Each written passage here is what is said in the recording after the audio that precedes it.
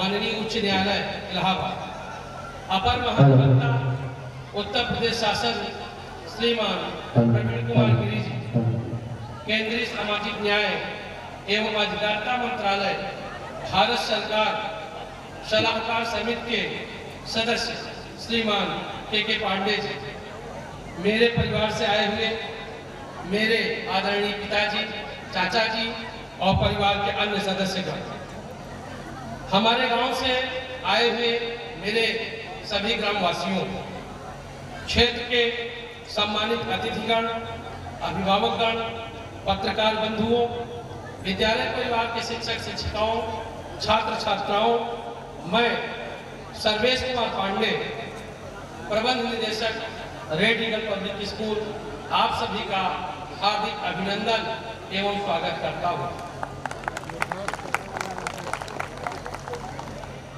विद्यालय परिवार के सदस्यगण अपने आप को गौरवान्वित महसूस कर रहे हैं।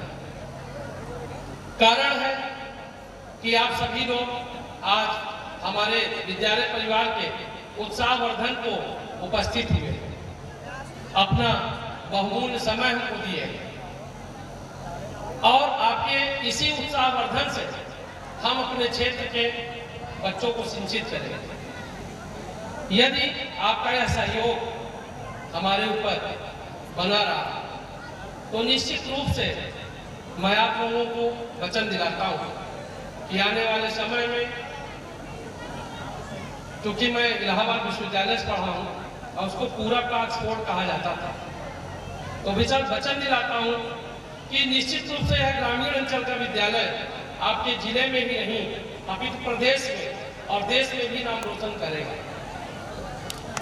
यदि विद्यालय स्थापना की बात करें तो वर्ष 2008 में विद्यालय की स्थापना हमने किराए के कमरे में की थी और मेरे पूजनीय बाबा जी श्री दयाशंकर पांडे, उनका अपार आशीर्वाद मेरे ऊपर रहा, जिसके कारण आज हम यहाँ पे हैं।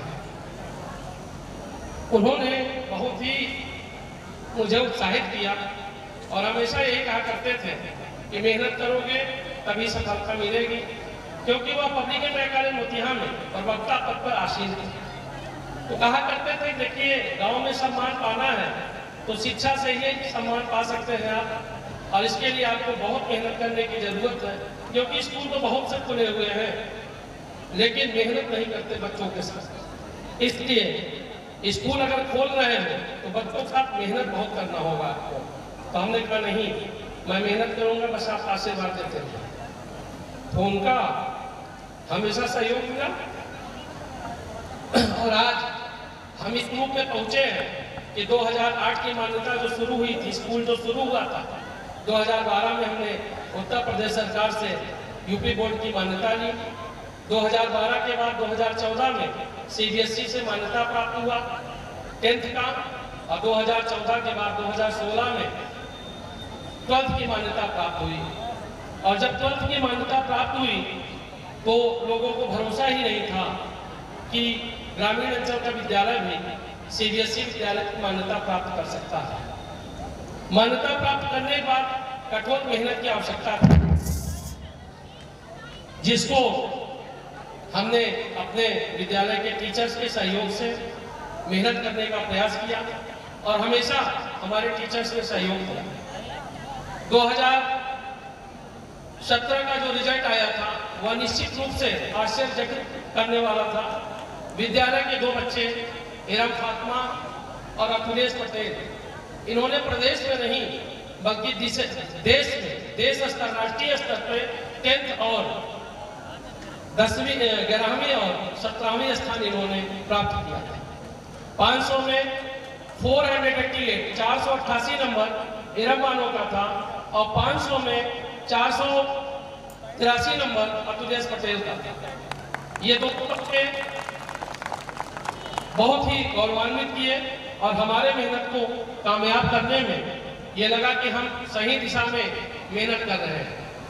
उसके बाद सिलसिला आगे बढ़ा, बीच में कोरोना भी आया जब स्कूल में बच्चे नहीं आते थे या उनका रिजल्ट भी कम होता है आज भी, क्योंकि बीच में कोरोना के कारण कुछ चीज़ें हमने मैनेज करने का प्रयास किया बच्चों के साथ। लेकिन मैं यह मानता हूँ कि अगर पढ़ाई करना है तो कठोर मेहनत की आवश्यकता होती है, और मेहनत के साथ साथ बच्चा उस दिशा में पढ़ पा रहा है कि नहीं। अगर उसकी सोच है पढ़ने की तभी वो पढ़ पाएगा। जबरदस्ती नाम लिखवाने से कि CBSE स्कूल में मैंने नाम लिखवा दिया, बहुत बड़े स्कूल में नाम लिखवा दिया, बच्चा नहीं पढ़ सकता। तो मेरा यही सोचना था, और हम लोग बच्चों की काउंसलिंग भी करते हैं। विद्यालय में दंड की किसी भी प्रकार की कोई व्यवस्था नहीं है, और बच्चों को रोका जाता है कि आपको हम दंड नहीं देंगे, हम आपको कुछ कहेंगे नहीं। कभी कभी गार्जियन कहते हैं कि आपको पूरी छूट है, आप बच्चे के माँ पिता हैं।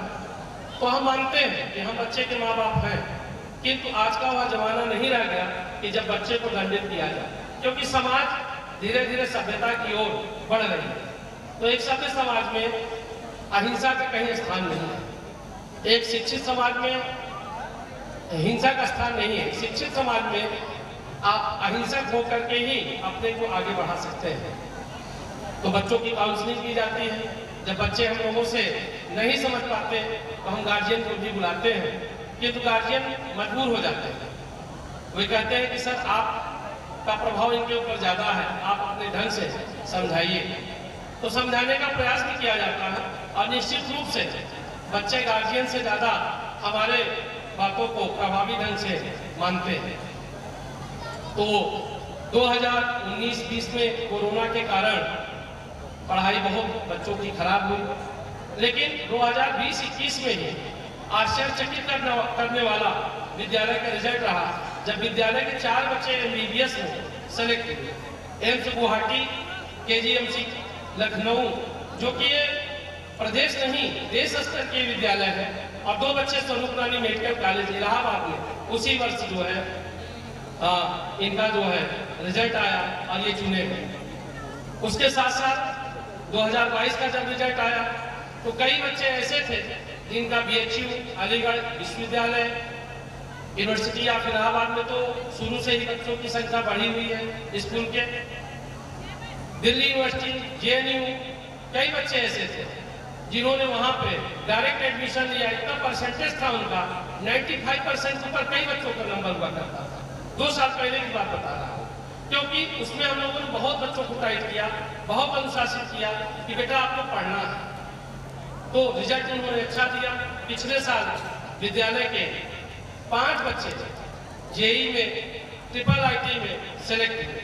छोटे मोटे इंजीनियरिंग कॉलेज में तो बहुत से बच्चे सेलेक्ट हुए, लेकिन पिछले साल 5 से 6 बच्चे सेलेक्ट हुए। MBBS में 3 बच्चे फिर सेलेक्ट हुए। इस बार 2 बच्चे MBBS में सेलेक्ट हुए। BUMS, BHMS, BAMS इसकी बात ही छोड़ दीजिए। बी फार्मासिस्ट की बात ही नहीं करेंगे, क्योंकि कई बच्चे इस तरह के सेलेक्ट होते रहते हैं। इसके बाद इस साल का अगर रिजल्ट देखा जाए तो 6 बच्चे JEE मेंस, IIIT में सेलेक्ट हुए हैं। MNIT अब देखिए उनको क्या मिल जाता है, क्योंकि अभी वो 12th में है। पहले फेज की परीक्षा पूरी हुई है, सेकेंड शुरू हुई। हमारे दादाजी ने कहा कि बड़ा पैसा लगेगा स्कूल बनने में, ये जमीन खरीदा गया, उन्होंने पैसा दिया, विद्यालय के लिए जमीन खरीदा, और फिर धीरे धीरे विद्यालय आज आपको इस रूप में दिखाई दे रहा है कि यहाँ 70 कमरे हैं और लगभग 110 टीचर विद्यालय में बच्चों को शिक्षा दीक्षा दे रहे हैं, और विद्यालय शहरी क्षेत्र से आते हैं और मेहनत करने में कहीं कोई कसर नहीं छोड़ रहे हैं। और बस आप लोगों का आशीर्वाद चाहिए, सहयोग चाहिए। निश्चित रूप से आने वाला समय आपका होगा, हमारा होगा, इस क्षेत्र का होगा। धन्यवाद। जय हिंद, जय भारत।